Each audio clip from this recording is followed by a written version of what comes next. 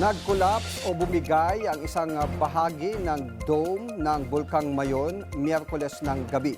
Kitang-kita ang paglabas ng nagbabagang mga pyroclastic density current mula sa bulkan. Ayon sa PBOX, may kasama itong PDC nga. Hindi pa matunton kung anong mga lugar ang maapektuhan nito. Samantala, sapat daw ang pondo ng DSWD Bicol para sa ipamamahaging tulong sa mga inilikas na residenteng apektado ng pag-alboroto ng Bulkang Mayon.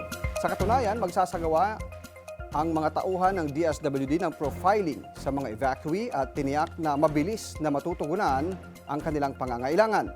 Bilang paunang tulong, namahagi sila ng mga ready-to-eat food sa mga pamilyang apektado ng pag-alboroto ng Mount Mayon.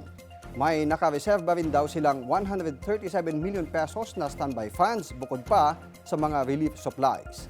Ang paghatid ng tulong ay base sa direktiba ni Pangulong Bongbong Marcos para sa maagap na pagtugon sa mga sakuna.